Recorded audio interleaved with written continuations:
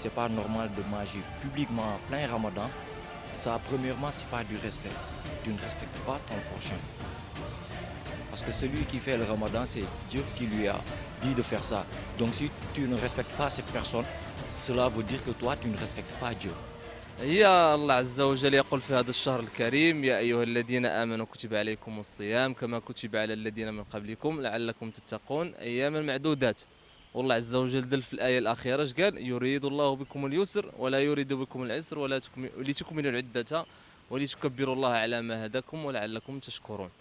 مسألة مبدئيا وأخلاقيا لا تسمح.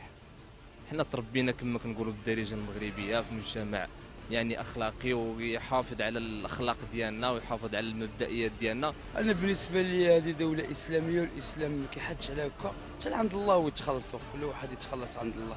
بالنسبه للفطور هو يا ربي راه كيشوف فيك عارف اللي كيصوم واللي ما كيصومش. بالنسبه لي انا الانسان اللي كيفطر في الزنقه او اللي كيفطر في رمضان راه الله الحساب ديالو عند الله سبحانه وتعالى. انا بعدا ما كانتش في اخباري اول مره تنسمعها.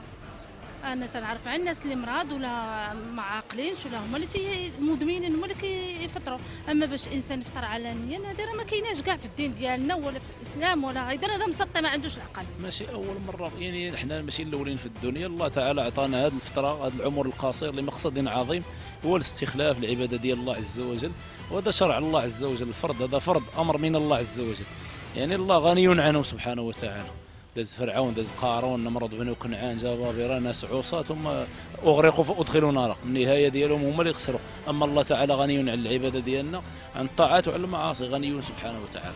دوك الناس اللي كياكلوا في رمضان ما نقول لهم حسبي الله ونعم الوكيل. هادشي ما كاينش في الدين ديالنا ونورمالمون خصهم يحترموا الناس اللي مسلمين اللي صايمين ديال بصح. ماشي الا كانوا باغيين يبدلوا الديانه ديالهم يبدلوها ولكن ما يزعجوش الناس اللي مسلمين. يعني الناس اللي ماشي مسلمين وكيحترموا الناس اللي مسلمين. ما حساك الناس اللي مسلمين وكيديروا هذا الشيء زعما حسبي الله ونعم الوكيل. واش غادي نقول لك بالنسبه للناس اللي باغيين يفطروا في هذا رمضان هذا وفي علانيه فحكم الله راه واضح فيهم.